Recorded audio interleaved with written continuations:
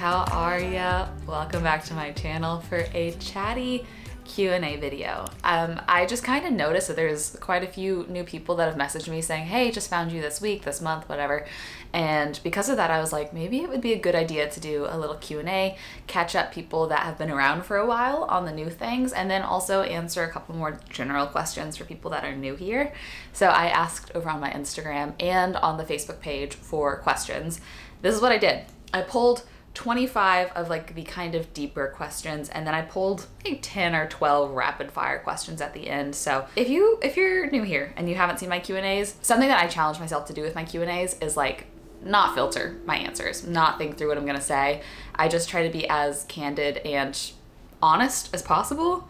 And for that reason, these videos are challenging for me because I'm someone that likes to think through how I articulate and express myself, but they're also very freeing for me, and I enjoy them a lot because they feel like there's no walls, just me and you hanging out, having a chat. So I'm excited. These are in no particular order. Of course, there are still there's a lot of the questions y'all submitted were relationship-y, whether it is like divorce, moving on after a divorce, or getting into a new relationship and dating after divorce, but I tried to mix in a nice, good variety of all the general types of questions y'all asked. So let's get into it. Let's start with a not relationship-y one. It's, what are your goals and dreams for the next year? And I love this question because I think about this often. My goals and dreams are to learn myself, push myself, grow, and just really dive into this living alone, young 20s freedom phase of life as much as possible, because that's something that I've realized is a gift, really, and I won't ever get this time back.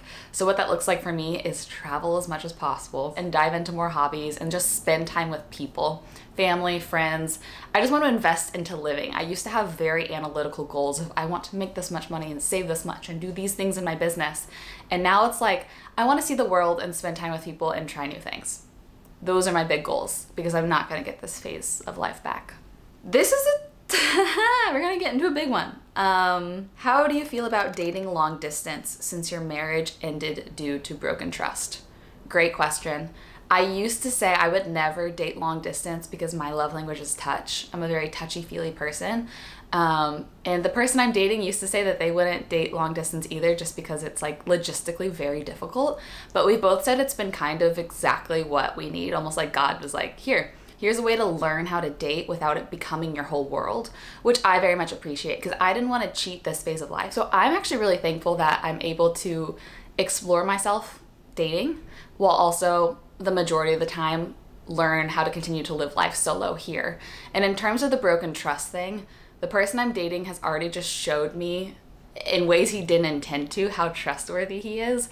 Like I told him, I was like, this is so weird to say out loud, but just the fact that you answer your texts while sitting next to me, or that you'll leave your phone in this room when you go and like run and get something from the car, like is mind-blowing to me. That's something that shouldn't be a big deal, but it is. I'm just not used to that. And those things that take no thought on your end show that there's so much trust, which is cool to like learn the tiny little ways in which you can feel trust, if that makes sense. How are you doing that the divorce story is now out? I'm doing great. I can't help but sometimes worry if I've like hurt my ex-in-laws by oversharing, and I'm trying to let go of that. That's the only fear I really have. I think when I was filming the video, I was filming it from the point of view of like, I'm explaining what happened to the people that have been around for the last 8 months with me in this process, and I kind of didn't really consider the fact that new people might find that video and it would be really fresh for them, and that has happened, which I'm so thankful to continue to connect with people who might be going through something similar.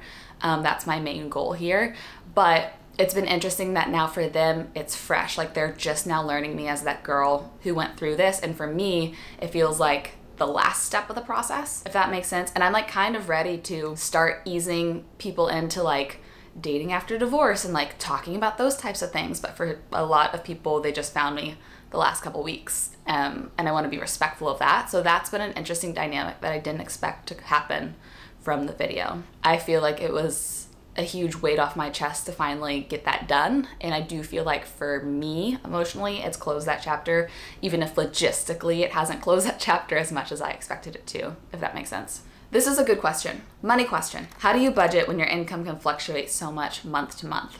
This is a great question. I was very adamant on not becoming fully self-employed until I had a 6-month like savings built up, because I knew that this career, this field, income could fluctuate so much. So I continued to wait tables and nanny and run social media accounts for other people and do just odd jobs while doing this for years until I built up that savings to where if I had to, if I made $0, I could survive 6 months. It would be really tight, but I could.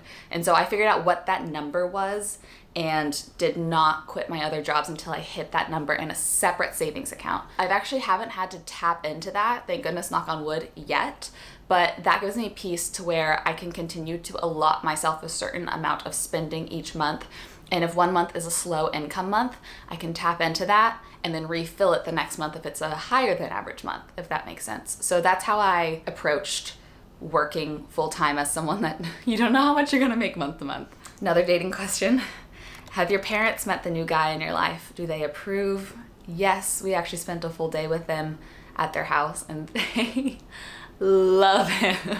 I told the guy that I'm dating that it's very just weird for me to learn my parents in the context of them liking who I date. I've never experienced this before. I know what to expect of how they're going to act when they don't really like the guy. They're such nice people. They're always gonna be so polite and welcoming, but like I know what to expect. Now I don't know what to expect because they love him. And it's just so unknown that I honestly get a little bit like, okay, what are they gonna say and do? Like, ooh, this is just new for me. My sister does as well. My sister's fiance does as well. We did a whole big family day. It was really good. How's your health doing? Has it improved at all now that you're feeling a little bit less stressed and happier? I have several autoimmune diseases and stress is a major trigger for me. I've learned that stress was the #1 thing flaring all of my health things.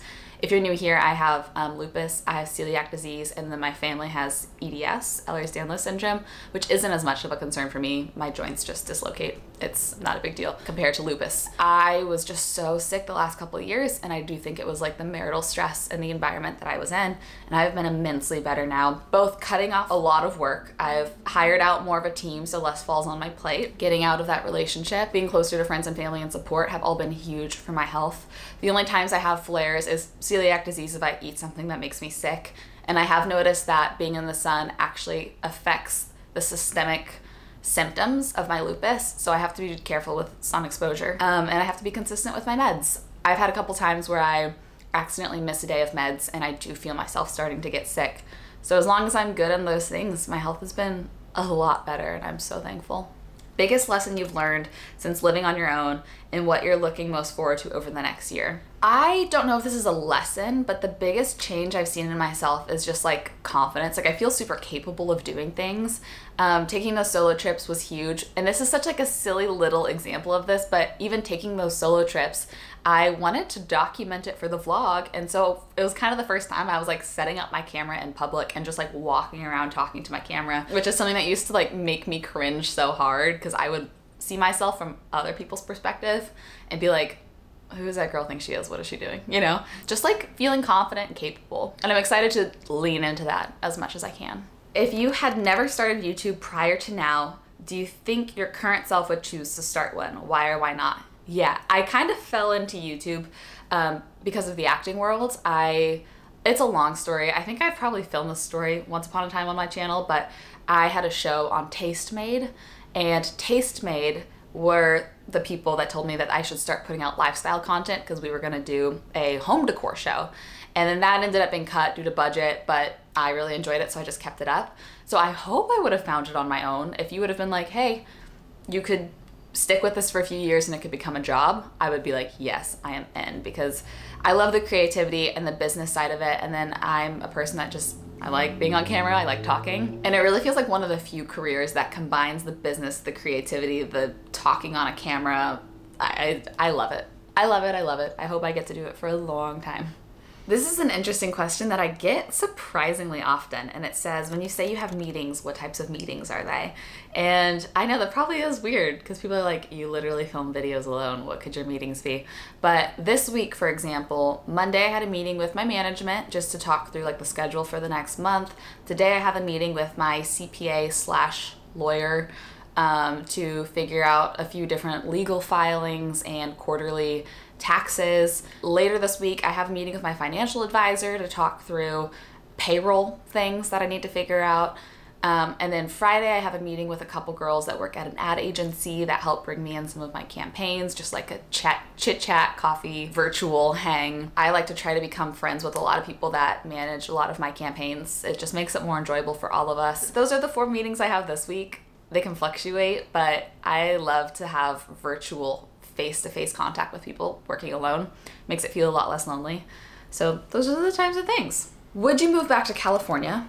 Is there anything you miss? Would you move anywhere else? I love being here right now, but I love change. I really get so excited about like settling in a new place and then learning what the city is like from the inside out. So I would be so okay to move eventually. The thing that I would want to make sure that I am capable of is having the resources, the time, the flexible schedule, and the finances to be able to visit home often, because my family is super important to me. But I don't need to live super close to them. I love this for this phase of life. I'm very happy right here, right now, but I would be open to moving anywhere down the line. California, the main thing for me is it's so pricey, but you know, if I'm happy there, I would be willing to spend the extra expense. So I'm not opposed, but I love where I am right now, and I'm very happy here right now. Maybe too personal. Wait, where's this going? But do you regret your marriage, or do you feel it's helped you become who you are today? If you could go back, would you change anything? I don't regret it. I don't regret it.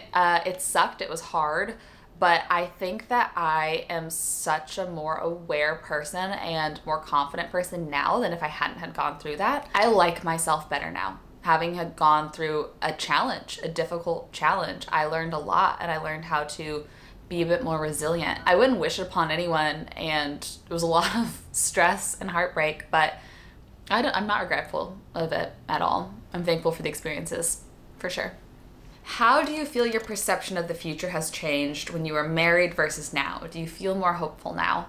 I do feel a lot more hopeful now. The biggest shift I've seen is my need for success has changed. When I was married, I think I was like, okay, well, this is figured out, and I want something to go well, so I guess that's my business. I'll just like try really hard and have a lot of goals there. Whereas now I feel very hopeful in terms of like joy and fulfillment for my future.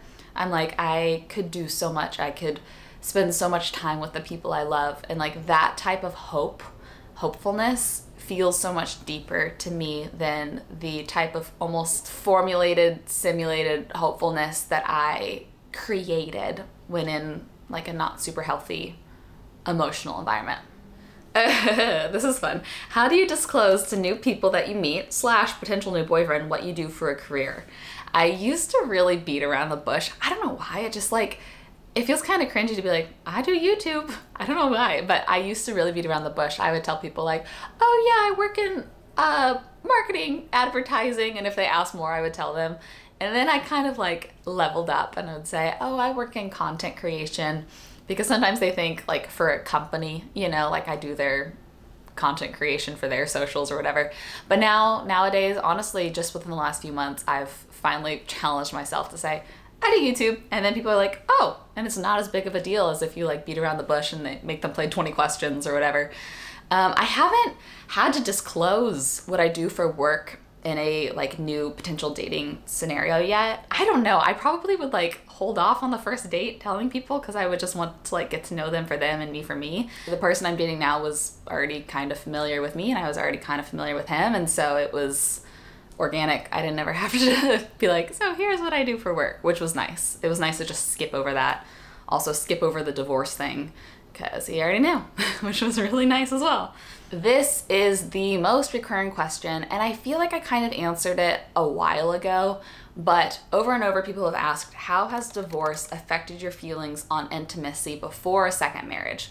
Got lots of different variations of that question. The way it's affected my feelings on intimacy is it feels way less like taboo, if that makes sense. I feel very kind of comfortable knowing that people know I've been married. So people know that there's been a level of intimacy in my life before. So it doesn't feel like this like big scary secret topic of like, hush hush, we don't talk about that here, which just makes me feel less like there's like, I don't know, secrecy around the concept of intimacy. It makes it seem like it has less weight in a healthy way, I think. Could you share your sticky bra recommendations, please? I have actually recently switched to body tape. I just reordered another one from Amazon. Here, I'll show you what it looks like. The only bummer about it is like you use it once and then you take it off and you throw it away. So I would guess I get like probably 8 to 10 uses out of one of these before you have to rebuy it. But this is my favorite body tape. I will link it down below. It comes with the little like pasties, and then it's awesome because you build your own bra. So I've done it where it's like deep V, just built one that way, or I've done it where there's like a cutout above and below, so I built like a stick-on bra that way, and it sticks so much better. It's great. I love it. I'll link it for you. Did your family ever mention concern in your marriage before or during? Kind of. I think my family does a good job of like maintaining boundaries and respecting distance while still kind of trying to interject when they think it's healthy. I think my mom is the only one that was a little more forward with it, and she would just I remember getting kind of offended by it because I was like, this is not your relationship. But in hindsight, she was really just looking out for me.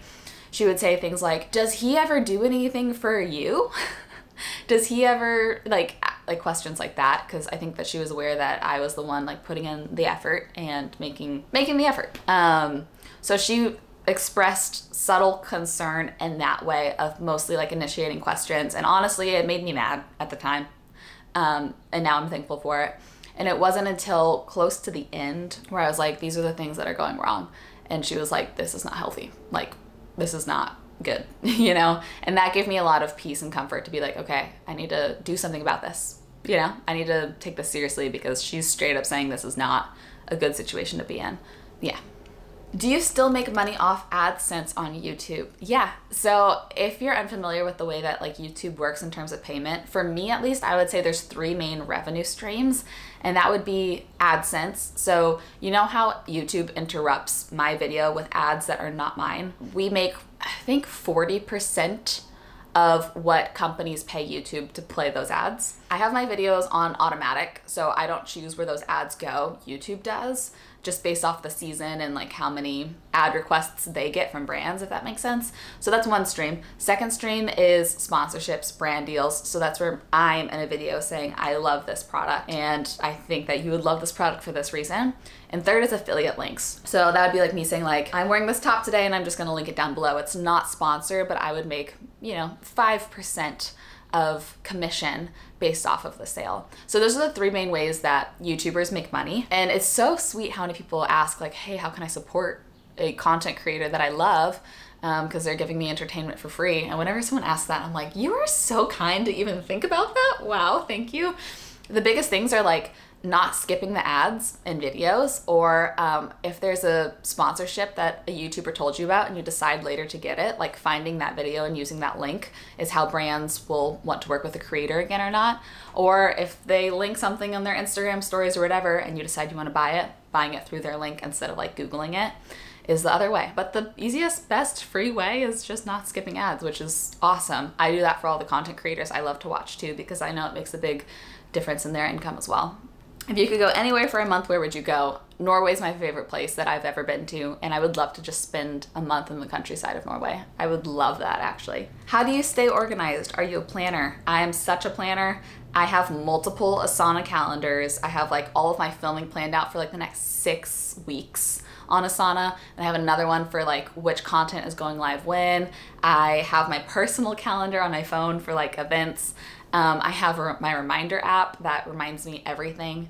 I use notes every single day, and I make a daily to-do list or just like a brain dump of like tasks. I use so many planning tools. I have to, because there's so much to keep track of, and I can't keep it all up here.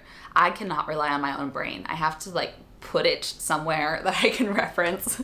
So that's what I do. Have your eating habits improved? Are you still forgetting to eat? I hope you're feeling happy and healthy. Thank you. I know this is a taboo topic. I try to not talk about it a lot, especially because my degree's in nutrition. And so like I'm very aware of what healthy eating looks like and the normal caloric consumption.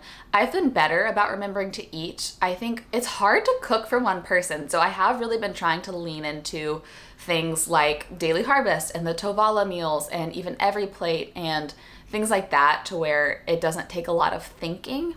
And then I I love food. Food is my #1 hobby. So if I don't have to really think about it too hard, I've been great about eating. It's just remembering to grocery, meal prep, cook, clean, all that kind of stuff that feels like one thing too many the last 6 months. So I'm just like giving myself permission to spend a little bit more on food for the sake of my health. And that's been helping. Not having too much of a frugality mindset in terms of food if it makes my life easier and if I eat. So, okay, how many staff members are on your team? So there's only 2 people that I consistently work with. One is my beautiful editor, Tara. I love her so much. She's really just become a friend. Having an editor is really like, I don't know, Tara, put a note if you agree, but it's almost like a dating relationship of like, you have to trust them, you have to learn each other, you have to learn each other's workflow and style, and then they see all the messy things. They see all the bad takes, all the like in-between stuff of just real life. I have over time trusted her more and more and handed off more and more, and she's just like made my life so much better and is incredible at what she does, and I hope I get to work with her forever, that I do YouTube. Tara, please. I would love that. And then I recently switched to new management, so she is overseeing a lot of like negotiating emails, invoicing, payment tracking, those types of things, which I do love doing. But with upcoming travel, I was starting to get a little bit anxious of like, I'll be in Greece for 2 weeks. I hope I have internet, and there's nobody to help me oversee these things if I don't. So I recently made that transition, and I think it's gonna be really good. But otherwise, just have like freelance people that I'll reach out to when I need specific projects, whether it's like a little virtual assistant project or photographer or like a graphic design or whatever. But I don't consider those like team members because those are very one-off things, and I just have my go-to people that I'll go to for those things. Do you feel like you can enjoy things more or less when filming, like travel and outings? Great question. It depends who I'm with. If I'm alone, honestly kind of more, because it forces me to like sit down and like really explore instead of just like kind of mindlessly walking through an experience. If I'm with people that I wonder if I'm in their way or being bothersome or if they're uncomfortable with me filming, I hate it. I hate it. I hate it. I cannot do it. I cannot film. But like my sister Jacqueline, for example, is so good at just being supportive. I think she kind of secretly likes it. So like with her, I love to film whatever we're doing because I'm like, okay, I feel fully comfortable. I know she's not annoyed at this. She might actually even kind of like this. And so that I enjoy it more, I think. Does that make sense? It depends who I'm with and like the vibe they're giving me. I'm planning on visiting Austin. What restaurants are a must try? I've been trying to save my favorite restaurants as a highlight on my Instagram if you want to check those out. But I'd say like the big, nice restaurants that everybody's gonna tell you to try are Uchiko for sushi, Suerte for like nice Mexican, Abba for Mediterranean. I also really like the Peacock for Mediterranean. These are like nicer upper end kind of spots. And then a few of my favorite taco spots are De Nada. That's more of like kind of simple traditional tacos. They have the best chips and queso. They're 100% gluten-free also. And then Nixta is one of my favorite like taco fusion places. They label gluten-free. They have a really cool patio. You order at a counter so it's casual. You don't need a reservation. I take a lot of people to Nixta because you don't need a reservation. Austin is a huge reservation city, so if you're coming to visit, I would make all your reservations like a week or 2 or 3 in advance, especially for like Suerte and Uchiko and Abba and places like that. They book up weeks in advance. So those are my top recs probably. How do you overcome self-doubt when sharing parts of your life? So a journey I've been on for a long time is not allowing negative comments to get to me too much because they honestly used to a lot. And I think that the divorce has been good for me in that sense because I was like, there's so many other things that can happen in life that what someone says about me doesn't feel like such a big deal. I think I needed to go through some this sounds bad. I think I needed to go through some like actual real trauma to have perspective on how little comments matter. And this is actually an interesting thing that I heard. I listened to What We Said podcast, which is JC Murray and Chelsea Curtis. And they were talking about just like reading people's opinions about them online. And one thing that JC said, it's that whole question of if a tree falls in a forest but nobody's there to hear it, did it make a noise? Same thing about negative comments. It's like, if someone says something mean about you online or thinks something mean about you, but you don't see it, does it affect you? No, it doesn't. And that's interesting that they recently said that because I kind of came to that conclusion probably about 6 months ago to where I was like, I'm just not going to prioritize seeking out things about me, like seeking out reading things about me. I'm going to check my first 30, 45 minutes of comments on a video and like connect with people that are there to support me, but I'm not gonna go out of my way to see things that would make me feel self-conscious about sharing my line, the negative opinions people have. And I've been so much more confident and happier and healthier in sharing my life online. If you're starting sharing your life online, if you could adopt that mentality sooner than I did, I think that you're gonna have much more longevity and like a healthier experience by sharing your life on the internet. Thoughts on living together before marriage, post-divorce? This is interesting because I've been wondering this lately too. I don't know. I don't think I'm fully opposed to the idea. I just have like let go of so much of my need for perfection lately. So much of like, I did a lot of things because I was worried that I wouldn't be seen as doing things perfectly from an outside point of view.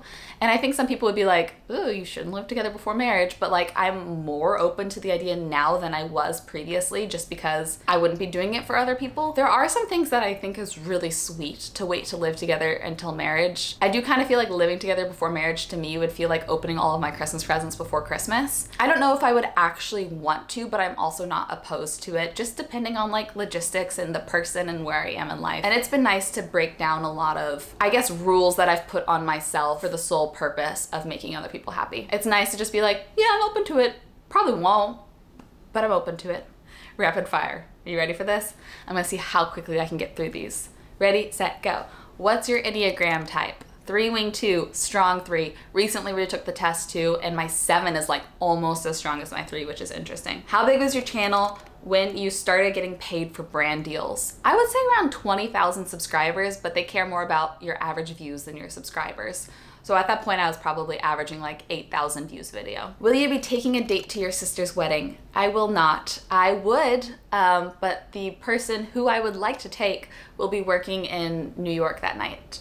So I'm gonna focus on my sister and be great for her, just be there for her every need. If you could eat one thing with gluten, what would it be? Either biscuits and gravy or tres leches. Those are my 2 favorite things. Would you ever get back with your ex if he was truly sorry and actually changed? No, absolutely not. How old are your parents? They were born in 1961 and 1963. So my dad is about to be 61 and my mom is 59. Is she gonna be 60 in November? Math is hard.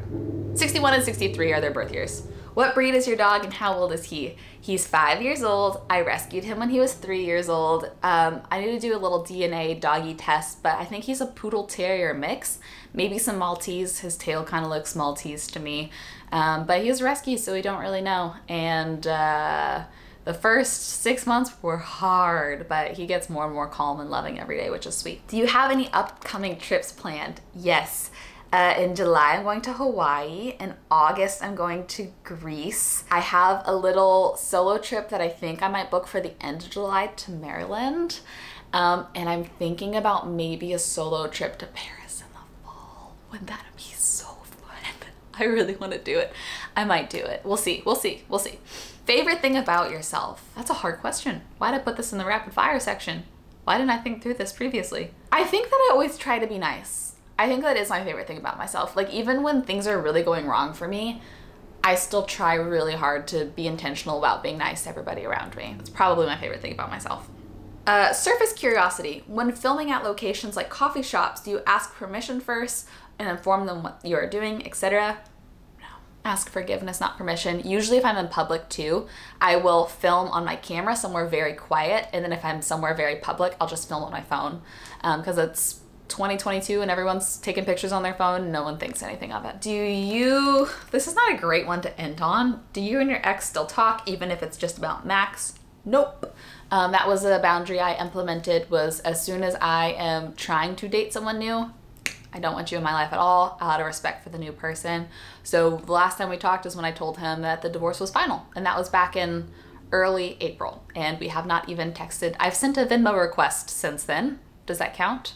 His health insurance is still coming through my bank, and I would love that to stop happening. Wow, these videos always end up being so long because I just like to, I don't know, I just like to feel like I said, there's no walls and we're just hanging out and we're chatting. I like it a lot. So thanks for letting me do these and just be super honest and candid.